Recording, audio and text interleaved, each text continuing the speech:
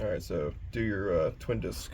You're going to need to check the gap between the throwout bearing and the pressure plate. So you're going to need one of these, you're going to need one of these. What you're going to do is put it down here. You're going to put it across the pressure plate, and then you're going to use this end. You have to do some math. You have to measure your level to subtract that from it. But you're going to use it like this all the way until you hit this piece here and take your measurement. So when I did mine, I got 99. So, and I believe this is 35 on a level. Let's see.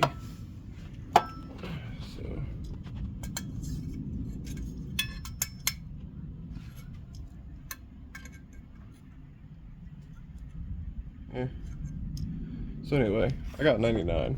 So then you gotta also put it on the pressure plate and measure it to the fingers on the pressure plate, like so. And you're gonna want to get nice and straight on with it and get a good reading. Then you're gonna come down here and do the same thing with your throwout bearing, and you're going to measure it like so. Anyway, that's how you get your measurements. You're also going to want to measure your dust shield. Mine is 1.6. So then here's our measurements. So from the outside of the bell housing to the pressure plate, 91.5. Pressure plate was 99 total, minus 7 mil from the cover to the fingers, is 92.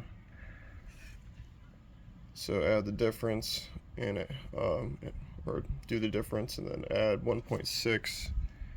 We get 2.1 millimeter gap total between the fingers and throwout bearing, which is what you're looking for according to Clutchmaster. Also, so when you receive your throwout bearing, you're also going to need to chop a little bit of the ear off of this piece here, because it's going to contact this here. Not a big deal. Sawzall, it takes a couple seconds. One of the bigger mods though you have to do is grind a little bit of this piece here off to make clearance, but that's not even good enough. You're going to have to grind a little bit off of the throwout bearing base plate here as well. Alright, so, and everything should be even all the way around. You're going to want to double check and do a couple measurements on it, make sure it's seated correctly.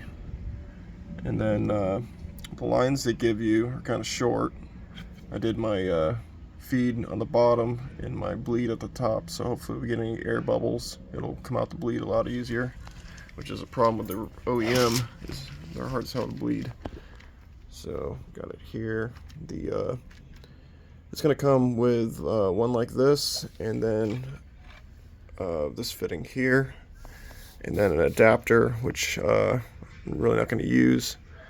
If you get Modern Performance's aftermarket brake line kit, which is what I did, it's going to come with these on both ends.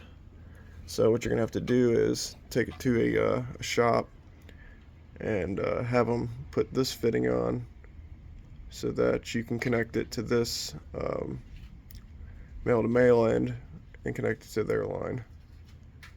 But once you can get past this hurdle, this setup went pretty easy.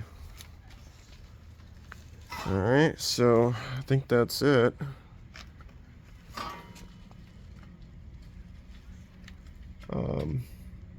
Well, also, I added this little bracket here to keep these brake lines from rubbing, hopefully.